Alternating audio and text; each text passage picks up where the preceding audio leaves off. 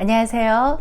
네, 오늘도 6장의 말씀을 계속 이어서요. 지금 예수님을 찾아온 그 무리들과 예수님의 두 번째 대화가 시작되는 그런 내용인데요. 그들이 지금 예수님을 찾아온 것은 가버나움 회당에서 지금 이들이 대화를 하고 있는 그러한 내용인 거예요. 그들에게 첫 번째 질문에 하나님께서 보내신 자를 믿는 것이 하나님의 일이다, 이렇게 이야기를 하니까 그 무리들이 그러면 당신을 믿으려면 우리에게 어떤 표적을 보여주시겠느냐, 이렇게 그들이 예수님께 요구했다 그랬잖아요. 오늘 다른 표적을 요구하는 그 무리들에게 예수님께서 어떻게 대답을 하시는지 그 내용들로 한번 풀어보도록 할게요. 30절 말씀에요. 그들이 다시 말했다. 그렇다면 당신은 무슨 표적을 행해서 우리가 그것을 보고 당신을 믿게 하시겠습니까? 선생님이 하시는 일은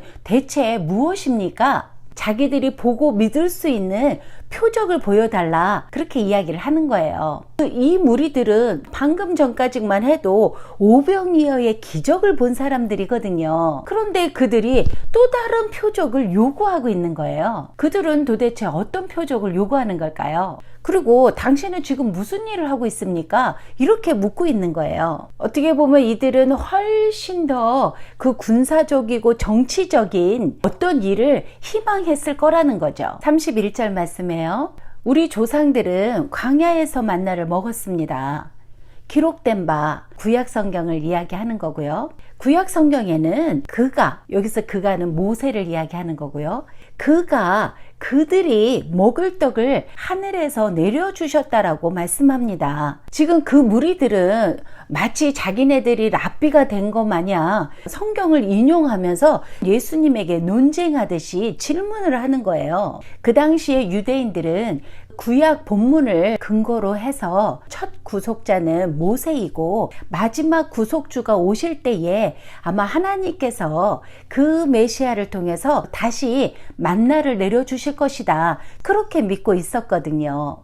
그런데 그 모세는 만나를 단 하루만 먹게 한 것이 아니라 광야 생활을 하는 내내 40년 동안을 만나를 먹었거든요. 그러니까 지금 예수님께서 단 하루 동안에 오병이어의 그 기적을 베풀었을 때에 이들의 보기에는 그 하루의 기적을 가지고 메시아에 대한 소망을 채울 수가 없었던 거죠. 표적을 통해서 계속적으로 무엇인가가 지속적으로 공급되어야 된다. 아마 그렇게 해야 안심하고 당신을 메시아로 우리가 볼 수 있지 않겠느냐, 그런 의도였던 거죠. 당신이 모세보다도 더 우월한 그러한 자라면 그 모세보다도 더 강력한 어떤 표적을 보여줘야 되지 않겠냐, 그런 생각을 하면서 질문을 한 거예요. 그러니까 예수님께서는 그들의 요구에 응답하시지 아니하시고 오히려 본질적으로 그들의 질문에 불신앙적인 요소를 반박하시면서 답변해 주시는 거예요. 32절 말씀에요. 예수께서 대답하셨다. 내가 진실로 엄중하게 너희에게 말한다. 하늘에서 너희에게 떡을 내려준 이는 모세가 아니다. 하늘에서 너희에게 참떡을 내려주신 분은 내 아버지시다. 이것은 그들이 모세에게 너무나 몰두한 반면 궁극적으로 하늘로부터 떡을 내려주신 장 본인인 하나님에 대해서는 너무나 무관심하였다라는 그 사실을 환기시켜 주기 위해서 지금 강력하게 하시는 말씀인 거예요. 모세는 하나님의 대리일 뿐이고 다만 거둘 뿐인 거고, 하늘에서 물리적인 떡을 내려주시는 분은 하나님이시다. 이것이 과거의 광야에서 하나님께서 하셨던 일이고 지금 현재에도 하고 계시는 일이다라는 거예요. 33절 말씀에요. 하나님의 떡, 여기서는 이제 하나님의 떡이라고 나오는데 앞절에 나온 참떡과 같은 의미의 은유적인 표현이죠. 하나님의 떡은 하늘에서 내려 세상에 생명을 주는 것이다. 유대인들은 그 모세의 율법을 토라라고 했죠. 그 토라를 떡으로 이렇게 의인화시켜서 지칭을 했었어요. 그러니까 지금 예수님께서 이 말씀하시는 것은 하나님이 모세를 통해서 준 만나는 참된 떡이 아니고 계시한 그 토라 또한 참된 토라가 아니다. 왜냐하면 참떡의 존재라는 것은 생명과 직결이 되어야 하는데 생명의 원천은 하늘이기 때문에 참떡이냐 아니냐를 결정짓는 것은 생명을 제공하느냐 하지 못하느냐에 달려 있다라는 거죠. 모세를 통해 준 만나는 불완전한 것이기 때문에 시간이 지나면 썩어 없어졌으며 그것을 먹은 사람들 또한 다 결국에는 죽었다라는 거죠. 만나의 주된 역할 중 하나는 장차 하늘로부터 오게 되는 참된 떡의 모형으로서의 역할을 하였던 것이고, 모세의 율법 또한 실제로 하나님이 준 그 중요한 것이기는 했지만 그것이 지시하는 그것을 성취한 것에 의해 대체될 것이라는 거였죠. 그러니까 결국 하늘로부터 온 참된 떡이자 참된 토라는 하늘에서 내려와서 세상에 생명을 주는 바로 예수 그리스도 자신을 가리키는 말씀이었던 거예요. 이렇게 이야기를 하니까 그들이 기다렸다는 듯이 그 말을 하는 거예요. 34절 말씀에 그들이 말을 했다.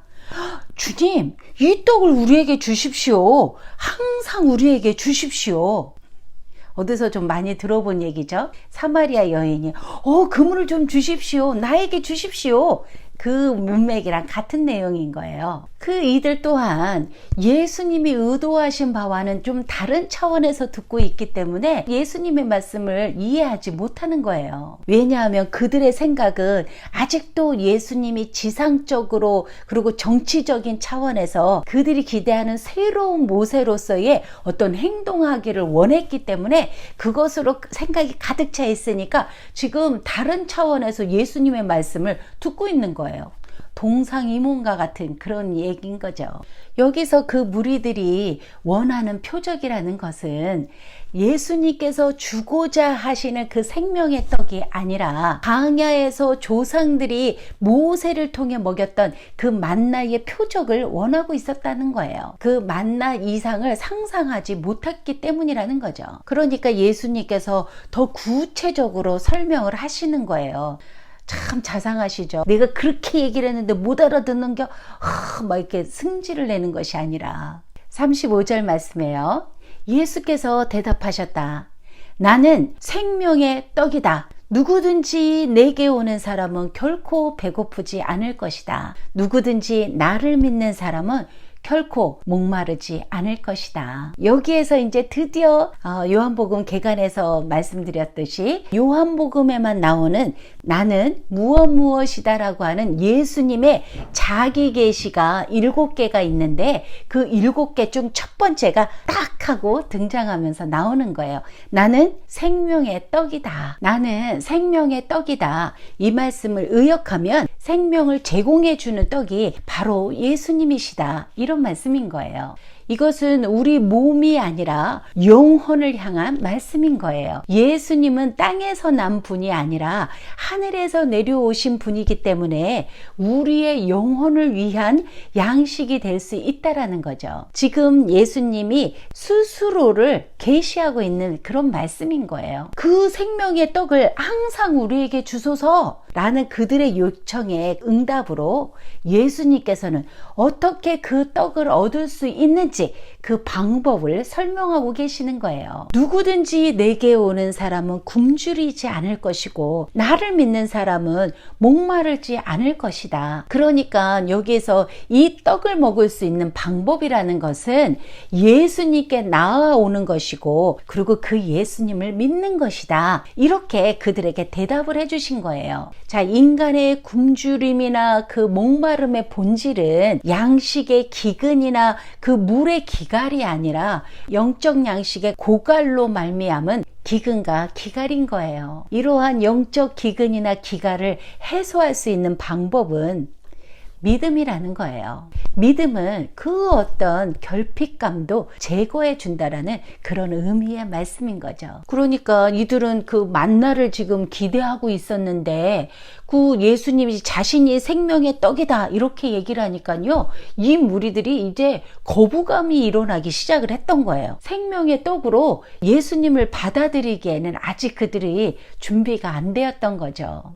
그러니까 36절에 예수님께서 이렇게 얘기하시는 거예요.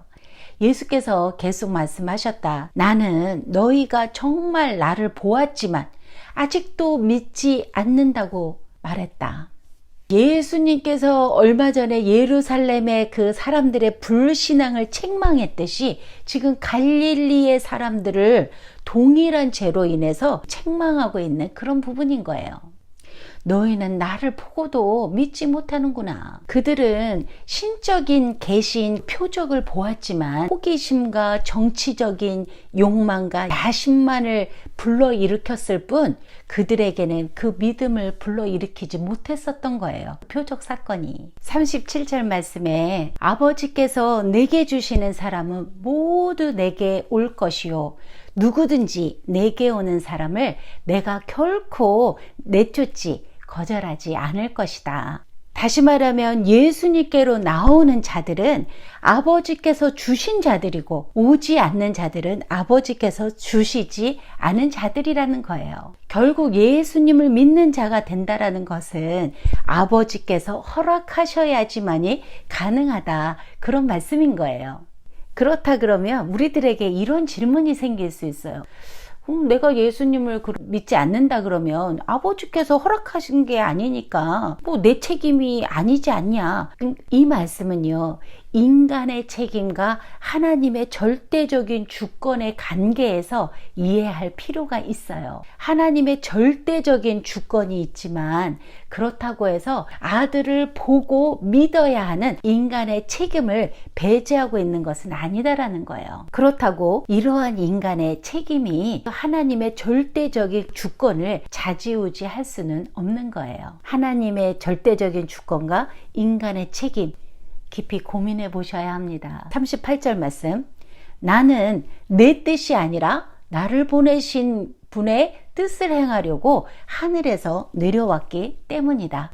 이어지는 39절에 나를 보내신 분의 뜻은 이것이다. 곧 그분이 내게 주시는 모든 것에서 하나도 잃어버리지 않고 마지막 날에 일으키는 것이다. 40절 말씀에요.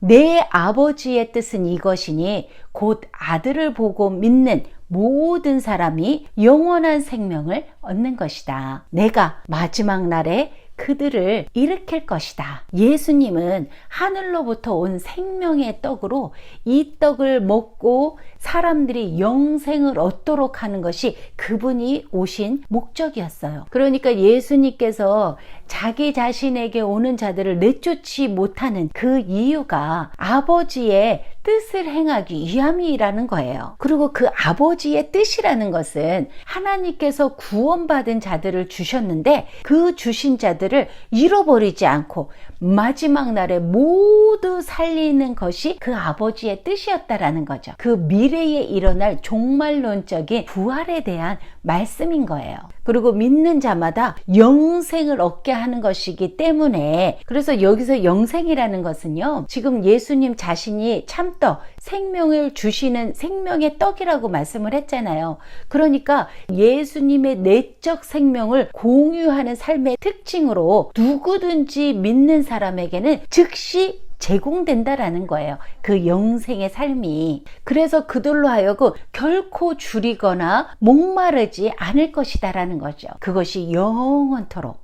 그러니까 여기서 만나가 옛시대의 그 양식이었다고 한다면 참떡이자 생명의 떡인 예수님은 새 시대의 양식이라는 그런 말씀인 거예요. 그래서 이 생명의 양식은 그것을 먹는 자들은 현재에도 살릴 뿐만 아니라 마지막 날에도 살릴 것이다라는 거죠. 그래서 이 새 생명이라는 것은 어떤 사람이 믿는 현재에 시작되어서 죽음 이후의 미래에까지 이어지는 영생, 그러나 그것은 몸을 벗은 상태가 아니라 부활 생명의 형태를 띤 새롭게 육화된 그러니까 즉 구체적인 모습으로 뚜렷이 나타나는 그 삶으로서의 생명을 말하는 거예요.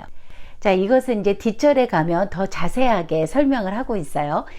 그때 가서 다시 설명을 할게요. 오늘은 제가 여기까지 하고요. 다음 편에서는요, 지금 예수님이 스스로를 하늘에서 내려온 떡이다 이렇게 얘기를 하니까요, 이 무리들이 또 난리가 난 거예요. 아니 이건 또 뭐래, 그들의 부모를 우리가 다 알고 있는데 어떻게 자기가 지금 하늘에서 내려왔다고 하느냐, 참나마도다 뭐 이러면서 이들이 또 난리가 났던 거예요. 그러면서 이제 그 무리들과 예수님의 세 번째 대화로 들어가는 그런 내용이 나와요. 다음 편에 그런 내용을 가지고 돌아오도록 할게요. 오늘도 들어주셔서 너무나 감사합니다. 나는 줄이거나 목마르지 않고 있는지 한번 깊이 고민해 보시는 그런 시간이 되면 좋겠습니다. 감사합니다.